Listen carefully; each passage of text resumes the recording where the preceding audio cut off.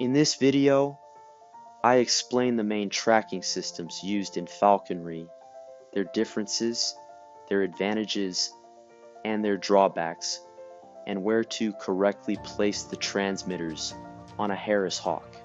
If you fly your bird, or you are just getting started, this is essential for its safety. Radio tracking. This is the classic system, the one that has been used for years. It works with a transmitter on the bird and a receiver with a directional antenna. Advantages. The main advantage is reliability. It does not depend on mobile coverage, so it works almost anywhere. It gives you a direct signal with no delays. What you receive is happening in real time. It is also very precise in direction. Even in difficult terrain, you can follow the signal and locate the bird. For many falconers, it is still the most dependable system. Disadvantages. Although it has improved a lot over time, it still has higher battery consumption than other systems. Radio tracking does not give you an exact position. You have to rely on the signal using both the sound and the direction of the antenna. It also requires experience and practice to use it effectively. And finally, you need to carry a receiver and an antenna with you at all times. Another drawback of radio tracking is interference, especially in areas with electrical installations, power lines, transformers, or similar structures can generate noise in the signal. And this leads to something very clear. The receiver may start picking up false signals or unclear signals. When you are searching, this can be quite confusing. The direction is not always clear, and the sound can be misleading. GPS on First, something important. GPS is not a transmission system. It only calculates the position. For you to see that position, it needs another system to send it. This can be done either by radio or through mobile networks using GSM. GPS and radio tracking in the same receiver is the best combination. The transmitter on the bird calculates its position and sends it by radio to the receiver. GPS to know where it is, and radio tracking in case it fails. This is the safest option available right now.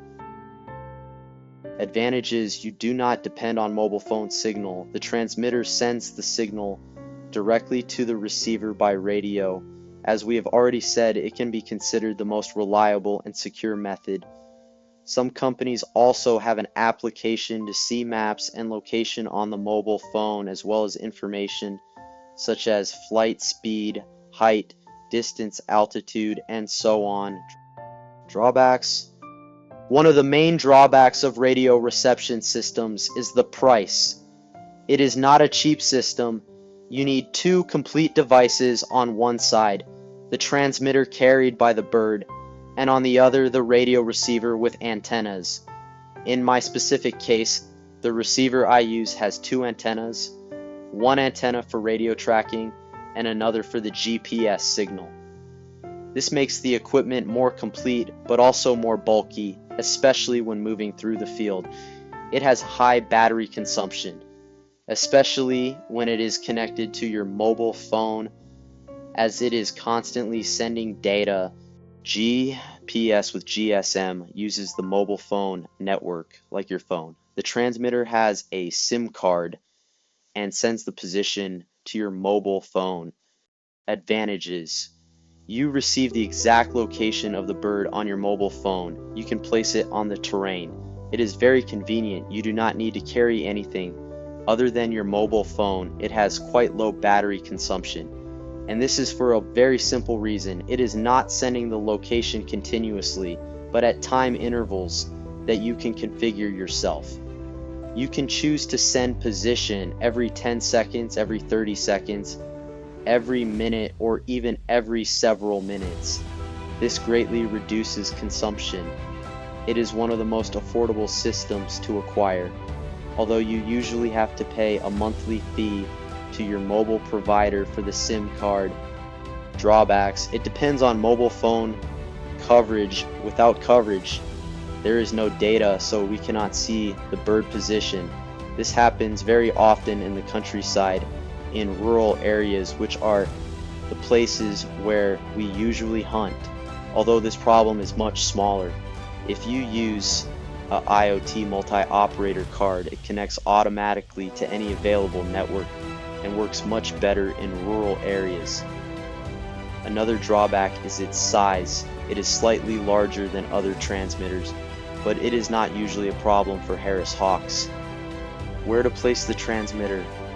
On the leg, it does not affect aerodynamics. It is very easy to attach, probably the simplest and quickest to place. It is fixed to the bird tarsus and provides a good signal, although the risk of electrocution may be higher if the bird perches on power lines. On the tail, it does not bother the bird, unlike the harness. There are no straps passing through the chest or under the wings.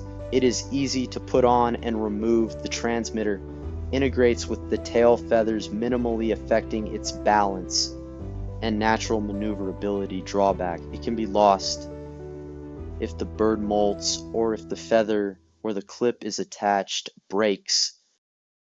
The harness does not need to be reinstalled every year like on the tail, and it can be left on during the molt. The transmitter is more protected from impacts with prey during capture.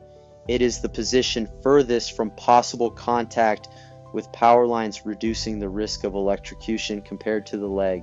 It is more invasive and requires a perfect fit to avoid chafing. It should be fitted by professionals or experienced people. It is the best option for GSM trackers. My personal experience. My way of hunting directly influences the choice of system. My birds hunt free, or in the English style, that is, they perch on trees, branches, or any elevated point while waiting for the dog to flush the rabbit. The Harris hawk does not hesitate to launch at the rabbit, going into whatever it takes, brambles, bushes, or dense cover, without fear. In this type of hunting, there is a high risk of snagging. That is why I decided not to use the tail or the leg, to avoid possible entanglements and dangerous situations. That is the reason why, in my case, I always use a harness. As for tracking devices, I have used both systems on one hand. Radio tracking, which is very reliable and gives you a very good reference, but it has drawbacks. It runs out of battery quite easily, and I have also broken several antennas in the field, especially in brambles, or when bending down during exchanges with the hawk. On the other hand, I also used GSM.